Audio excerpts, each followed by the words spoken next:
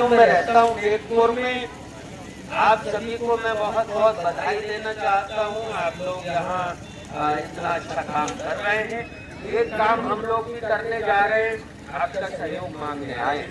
ये जो पुल है मोड़ा पुख्ता का, आप जानते हैं ये अधूरा बना है, 2 खंभे और इसके बनने, लेकिन ये जो सरकार है 10 साल से है, 10 साल में 2 खंभे नहीं बना पाए।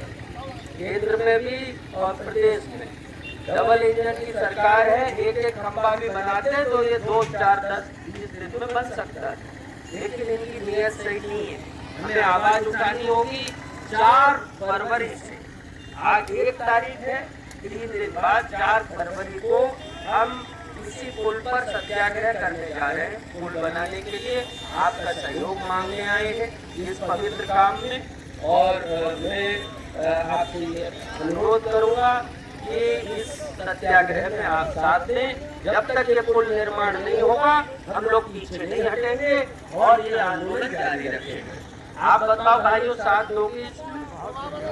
तो ये हमें पता चला, गांव-गांव हम घूम रहे हैं, हमारे बेटों की शादियां नहीं होती, लोगों को तमाम परेशानी है। और अगर ये पुल बन जाएगा तो फरीदपुर में इंडस्ट्रियल एरिया है, हमारे बेटों को वहाँ काम भी मिल सकता है। तो पहली बात ये है कि नौजवानों को बहुत फायदा होना है। तमाम नौजवानों की जिनकी शादियां नहीं हो पाती, उनके लिए एक बड़ी समस्या का समाधान हो सकता है। दूसरा, हमने ये आवाज उठाई है सत्याग्रह के माध्यम से कि इस दातागंज समरेत के इलाके में चीनी मिल का निर्माण होना चाहिए। हम सरकार से मांग कर रहे हैं, यहाँ चीनी मिल बन जाएगी तो इस इलाके में किसानों के जीवन में खुशहाली आ जाएगी, इस इलाके की तस्वीर बदल जाएगी।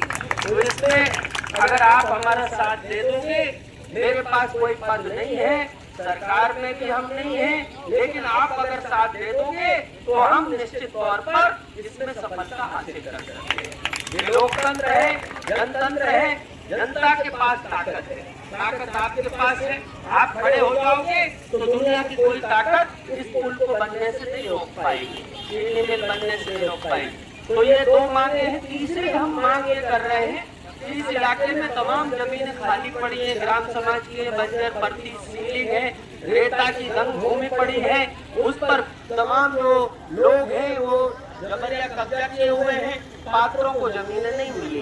तो जो गरीब है, किसान है, भूमिहीन है, हम ये चाहते हैं कि कानून लागू हो और जो राजस्व संहिता है उसके मुताबिक जो पात्र है उनको 1 एकड़ कृषि भूमि का सबको 1 एकड़ का पट्टा होना चाहिए। इसके लिए हमने आवाज उठाई है।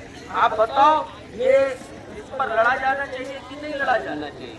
अभी जिसकी लाठी उसकी बहस चल रही है। जो बड़े बड़े दबंग हैं, सरकार से मिले हुए लोग हैं, वो पता चला कि किसान गेहूं बोता है और वो कंबाइन लगा के और गेहूं को काट कर ले जाते हैं, तो दबंगई चल रही है। ये हम इसके खिलाफ हैं भाइयों, और हम ये चाहते हैं जितने भी गरीब किसान हैं सबको 1 एकड़ का कृषि भूमि का पट्टा इस इलाके में मिलना चाहिए। और जो इसके अलावा हम एक और मांग कर रहे हैं कि यहाँ पे तमाम आवारा पशु घूमते रहते हैं, सरकार उनकी व्यवस्था नहीं कर पाई है और किसानों को, दिन में किसान काम करते हैं, रात को जो है खेती की रखवाली करते हैं। तो हमारा ये कहना है कि इस मोड़ा के आसपास समरेर में इतनी जमीन खाली पड़ी है, यहाँ गौशाला बननी चाहिए और सारे पशुओं को उस गौशाला में बंद किया जाना चाहिए। ये हमारी मांग है।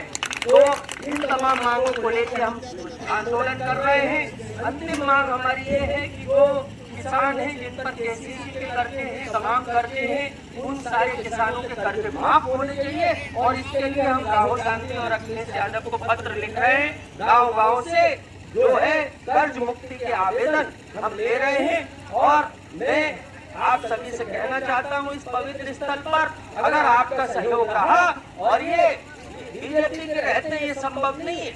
मोदी जी 3 बार प्रधानमंत्री बन गए, लेकिन 3 रुपया भी किसानों का कर्जा माफ नहीं किया।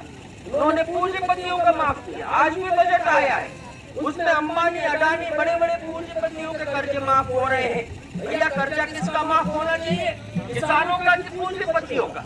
कांग्रेस ने किसानों का कर्जा माफ किया। 2009 में कांग्रेस ने कर्जा माफ किया किसानों का।